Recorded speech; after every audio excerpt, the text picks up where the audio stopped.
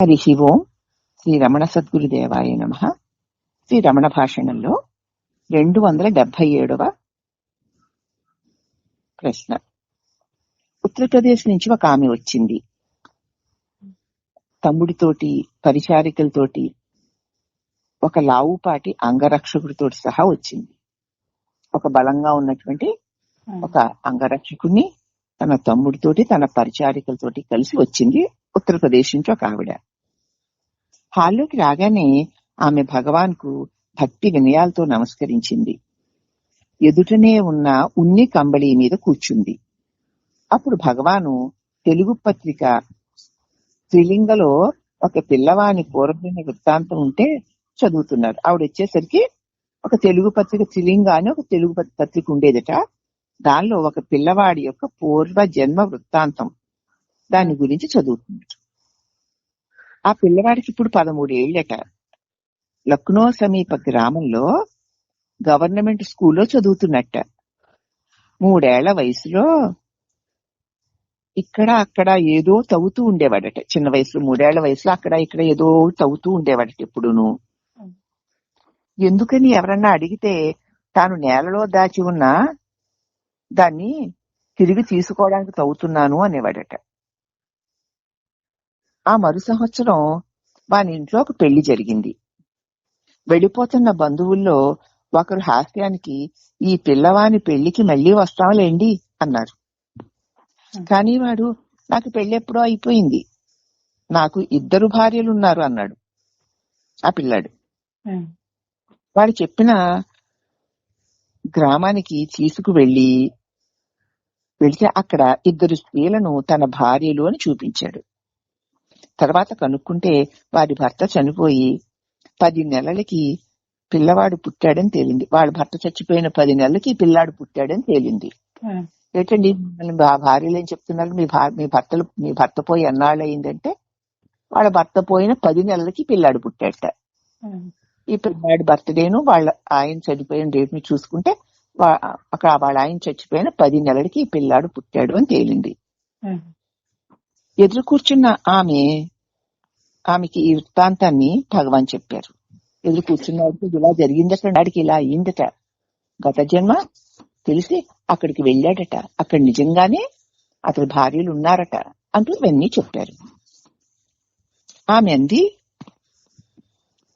మృతుని స్థితిని తెలుసుకోవడానికి వీలుందా, అయితే చచ్చిపోయిన వాడి స్థితిని తెలుసుకోవచ్చా అని అడిగింది. ఇప్పుడు మహర్షి అన్నారు, చచ్చిపోయిన వారిలో కొందరు తక్షణమే మరొక జన్మనెత్తుతారు, కొందరు కొంతకాలం తర్వాత, కొందరు ఈ భూమిపైన పుట్టకుండా ఏదో ఒక ఊర్ధ్వలోకంలోకి వెళ్లి ముక్తులవుతారు.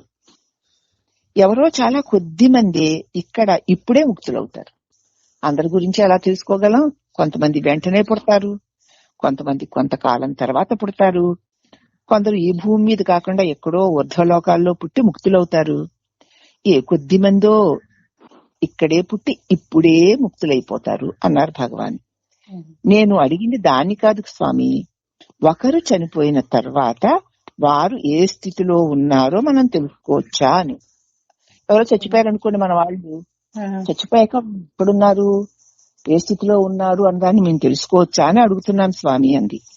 ఇప్పుడు మహర్షి అన్నది సాధ్యమే, కానీ దాన్ని తెలుసుకోవాలనుకోవడం ఎందుకు? విషయం ఏదైనా అది అన్వేషించే కన్నా ఎక్కువ నిజం కాదు. సాధ్యమేనండి, కానీ దాన్ని ఎందుకు తెలుసుకోవడం? విషయం ఏదైనా కానివ్వండి, అది అన్వేషించే కన్నా ఎక్కువ నిజం కాదు. అన్వేషించే వాడి కంటే వాడు అన్వేషిస్తున్న విషయం గొప్పది కాదు కదా. తెలుసుకుని ఏం చేస్తావు నువ్వు అన్నారు భగవాన్. అప్పుడు ఆ పిచ్చుకురాలండి, పుట్టుక, జీవితము, చావు ఇవన్నీ మాకు నిజంగానే ఉన్నాయి భగవాన్. మరి నిజమే అనిపిస్తున్నాయి. నేను పుట్టడం, నేను పెరగడం, ఈ చావు ఇవన్నీ మాకు సత్యంగా అనిపిస్తున్నాయి భగవాన్ అంది. మహర్షి అన్నారు, అవును, నువ్వు దేహాన్ని అని భ్రమిస్తున్నావు గనక, ఇతరుల్ని కూడా దేహమన్న బుద్ధితోటే చూస్తున్నావు గనక, నువ్వు గాని ఆ ఇతరుడు గాని నిజానికి దేహాలే కారు. దేహాలే కానప్పుడు దాని పుట్టుచావులు నిత్యాలు సత్యాలుగా ఎలా ఉంటాయమ్మా? నిన్ను నువ్వు దేహం అని చూడడం చేత ఇతరులు కూడా దేహం అని చూస్తున్నావు గనక ఈ చావు పుట్టుకలు నిజమని నీకు అనిపిస్తున్నాయి అన్నారు. అంటే ఆ పుచ్చికరాలంది, నేను ఎరిగినంత వరకు నేను నా కొడుకు యథార్థమనే నా నమ్మకం. నాకు తెలిసినంత వరకు నేను నిజమే, నా కొడుకు నిజమే అని నేను అనుకుంటున్నాను అంది. మహర్షి అన్నారు, పుట్టుక అంటే అహంకరణ కదా, నేను తలంపు. పుట్టుకే పుట్టుక, పుట్టుకంటే తలంపు. అహంకరణ పుట్టడమే పుట్టుక, దాని చావు అదే. కాబట్టి పుట్టుకంటే ఏమిటి? మనం ఏమన్నా శరీరం పుట్టడం అనుకుంటున్నాం కదా, శరీరం పుట్టుక కాదు, అహంకరణ పుట్టడమే పుట్టుక, దాని చావు అదే. అహంకారమే దాని వాని చావు. అహంభావన కలిగాక, నేను అన్న భావన కలిగాకనే కదూ కళ్ళ అయిన దేహబుద్ధి వచ్చింది నీకు. అవునమ్మా. కళ్ళ అయిన దేహము నిజం అనుకుని పట్టుకుంటున్నావు. దేహమే నువ్వనుకుని ఇతరులకు తప్పు విలువల్ని, ఇతరులు కూడా దేహాలే అనుకుని వాళ్ళకి ప్రత్యేక విలువల్ని ఆపాదించి వారిని కూడా దేహాలతో సరిపెట్టి చూస్తున్నావు. నీ దేహం పుట్టి పెరిగి నశిస్తోంది కనుక ఆ ఇతరుడు కూడా పుట్టి పెరిగి చనిపోయాడు అనుకుంటున్నావు. వాని పుట్టడానికి పూర్వం నీ కొడుకుని గురించి నువ్వు ఆలోచించావా? నీ కొడుకు పుట్టక ముందు అసలు నీ కొడుకు గురించి నీకు ఆలోచన వచ్చిందా? లేదమ్మా. పుట్టిన తర్వాత వాడి తలంపు వచ్చి ఆ తలంపు వాడి మృతి వరకు కూడా నిన్ను వదలడం లేదు. వాడు పుట్టిన తర్వాత వీడు నా కొడుకు అని వాడి తలంపు నీకొచ్చి వాడి పుట్టుక, వాడి పెరుగుదల, వాడి చావు వరకు నీ తలంపు కంటిన్యూ అవుతుంది. వాడిని నీవు తలంచినంత కాలము వాడు నీ పుత్రుడే. వాడిని తలుస్తున్నంత కాలం వాడు నీకు పుత్రుడుగానే ఉంటాడు. అవునమ్మా. అతడు ఎక్కడికి వెళ్ళాడు? వాడు ఎక్కడి నుంచి విడిచి వచ్చాడు అక్కడికే వెళ్ళాడు. వాడు నీలోనే ఉన్నాడమ్మా, నీ తలంపులోనే వాడు ఉన్నాడు. అవునమ్మా. నీవు ఉన్నంత వరకు వాడు ఉంటాడు. నీవు దేహమని అనుకోవడం మానేసి యథార్థమైన ఆత్మని గనక నీ స్వరూపాన్ని తెలుసుకుంటే ఈ భ్రాంతి వదిలిపోతుంది. నీవు నిత్యము కనుక ఇతరులు నిత్యులే అని నీకు తెలుస్తుంది. ఎప్పుడు నిత్యమై ఉన్న నిన్ను నువ్వు తెలుసుకుంటే, నేను నిత్యం కాబట్టి, నువ్వు దేహం కాబట్టి ఇతరులు నీకు దేహమని ఎట్లా తెలిసిందో, నీ స్వరూపాన్ని నువ్వు తెలుసుకుంటే నువ్వు నిత్యుడు కాబట్టి ఇతరులు నిత్యులే, ఎవ్వరికి చావు పుట్టుక లేవు అని తెలుస్తుంది. ఈ భ్రాంతి కాస్త వదిలిపోతుంది. నీవు నిత్యము, ఇతరులు నిత్యులే, నిజము, ఇదే నిజం. దీన్ని ఎరుగనంత వరకు ఈ దుఃఖము ఉండనే ఉంటుంది. సత్యం నీకు తెలియదు. నీ నిత్యత్వాన్ని నువ్వు తెలుసుకోకపోతే, అనిత్యమైన దేహం నేను అనుకుంటే ఇతరులు అనిత్యమైన వారే అవుతారు గనక దానికోసం దుఃఖం ఉండనే ఉంటుంది. నీ నిత్యత్వాన్ని తెలుసుకుంటే అందరూ నిత్యులే గనక ఈ జన్మ మృత్యువుల దుఃఖం ఉండనే ఉండదు. కాబట్టి అనుపపన్నమైన జ్ఞానము అయుక్త సామ్యము పెంచి కళ్ళ విలువల్ని, వీటి ఫలితమే దుఃఖం.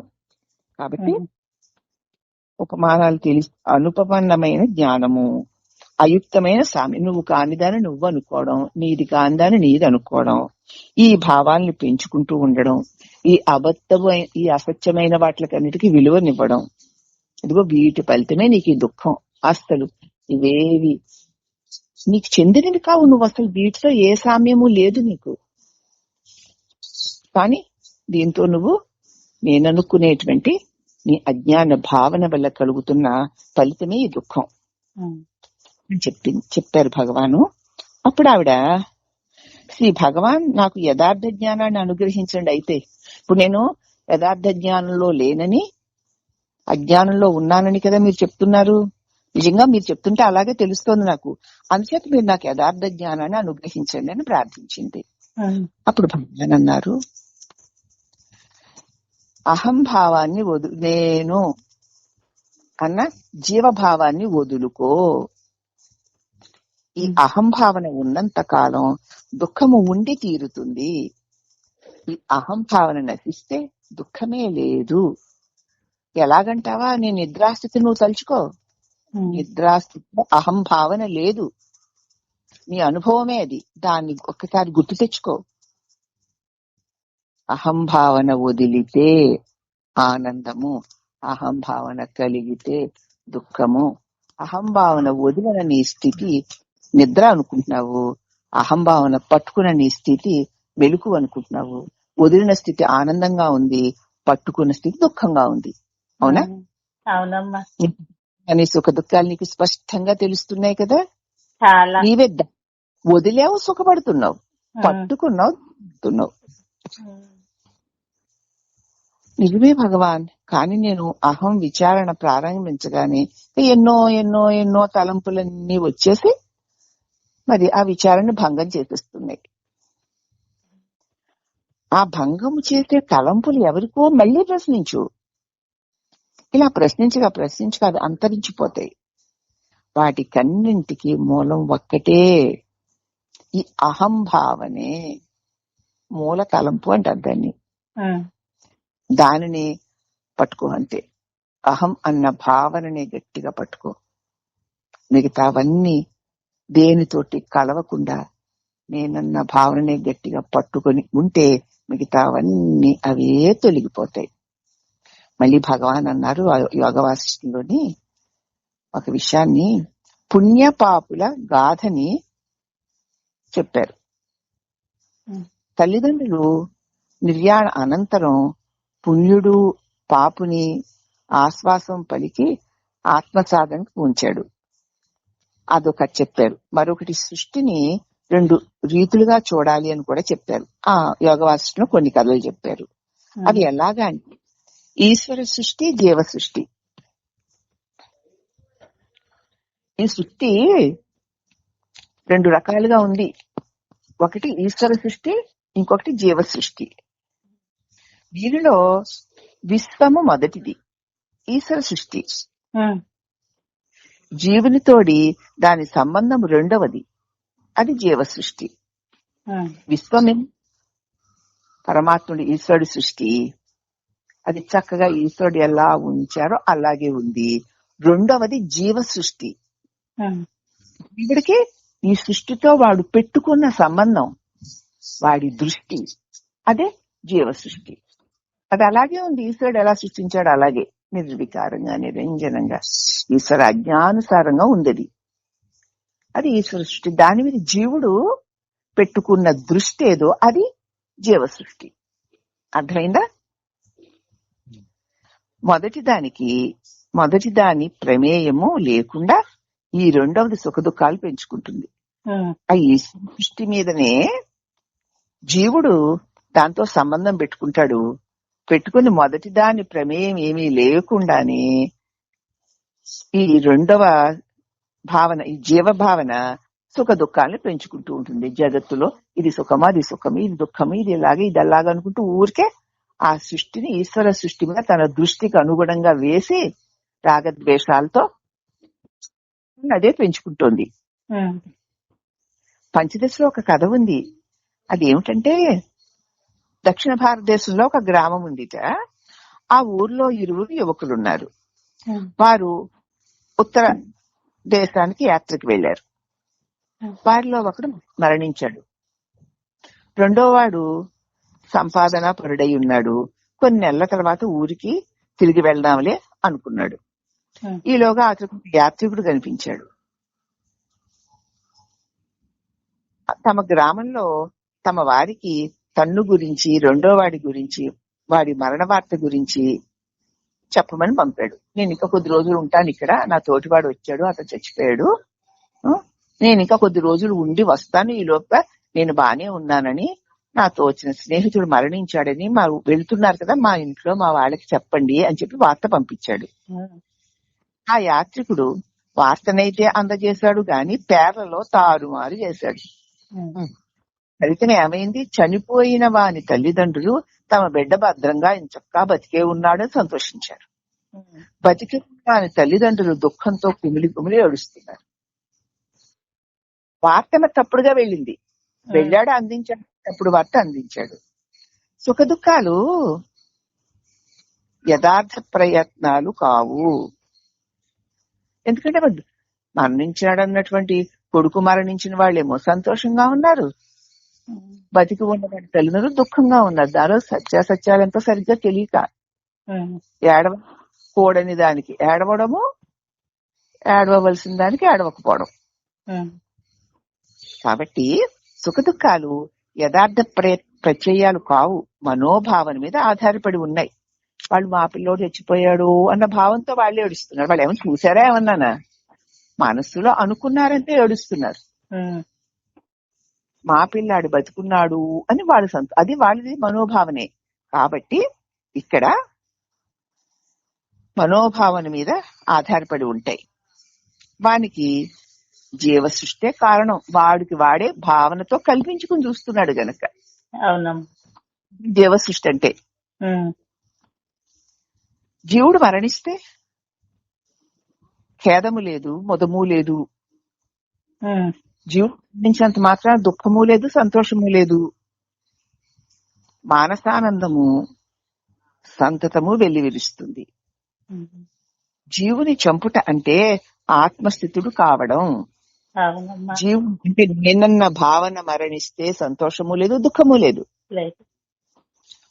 మానసానందం మనసులో ఏ అడ్డు లేకపోవడం వల్ల ఆనందం చక్కగా విస్తరిల్లుతుంది. జీవుడిని చంపడం అంటే, జీవుడు చావడం అంటే కదా, నేనన్న భావన పోయి తాను ఆత్మగా స్థితుడవ్వడమే అన్నారు భగవాన్ చక్కగా. అప్పుడు ఆవిడ అంతా వింటూనే ఉన్నాను, కానీ అది నాకు అందుబాటులో ఉన్నట్టుగా అనిపించడం లేదు. దాన్ని అర్థం చేసుకోవడానికి కావలసిన గ్రహణ శక్తిని నాకు భగవాన్ అందించాలి అంది. అర్థమవుతోంది కానీ క్లియర్ గా లేదు. దాన్ని బాగా అర్థం చేసుకునేటువంటి శక్తి నాకు భగవాన్ మీరే ఇవ్వాలి అంది.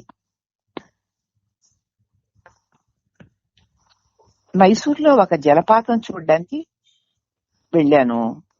ఆ ఝరీ దృశ్యం సమ్మోహనకరంగా ఉంది. ఉరకలు వేస్తున్న నీరు పాయలై చేతి వేళ్లు పరుచుకున్నట్లుగా పారుతోంది.